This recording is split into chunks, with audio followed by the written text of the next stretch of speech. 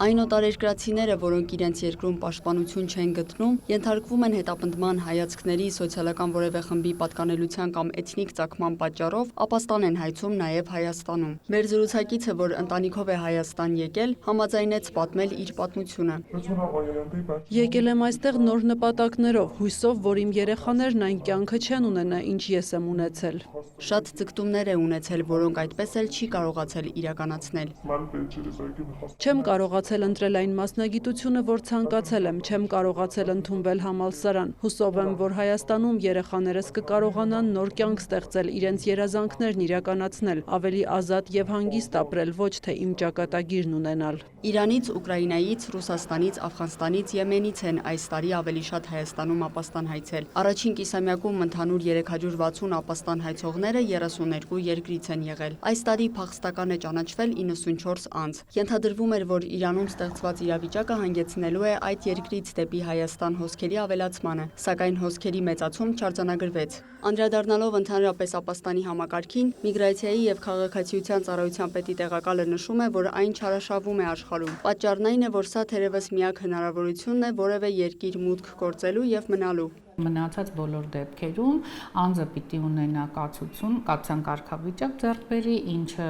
այդքան հեշտ չի, որտեղ ինքը պիտի ունենա հիմք, օրինակ աշխատելու, սովորելու, ընտանիքին վերամիավորվելու։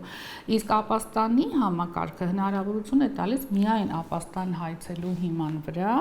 երկրում մնալ, քանի դեռ իր հայցը քննարկման փուլում է։ Այդ իսկ պատճառով շատերը փորձում են այս համակարգը օգտագործել իրենց խնդիրները լուծելու համար։ Հայցը քննարկվում է եռամսյա ժամկետում, անհրաժեշտության դեպքում կարող է երկարաձգվել ևս 3 ամսով։ Միևնույն ժամանակ չի համարվում գործը վերջնականապես փակված, մինչև որ անձը չի բողոքարկել եւ չի անցել բոլոր դատական արձաններով, եթե մինչև դատական արձաններով անցնելը եւ վերջնական որոշում կայացնելը անձը համարվում է այստեղ ապաստան հայցող, օգտվում է բոլոր իրավունքներից, այդ թվում նաեւ չվերադարձելիության իրավունքից, ինչը շատ կարեւոր է։ Հատուկ կացարանն այսօր գերծանրաբեռնված է։ Մոտ 70 ապաստան հայցող է ապրում այնտեղ։ Նոր կացարանի շահագործումը, որտեղ ավելի քան 100 մարդ կարող է տեղավորվել, արդեն մի քանի անգամ հետաձգվել է տարբեր պատճառներով։ Տարիներ առաջ էր սկսվել իր շինարարությունը, ձգձգվեց, քանի որ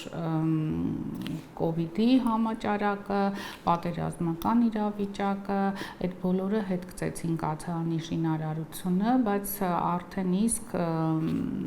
մենք հասել ենք վերջնագծին եւ նախատեսում ենք սեպտեմբեր ամսին արդեն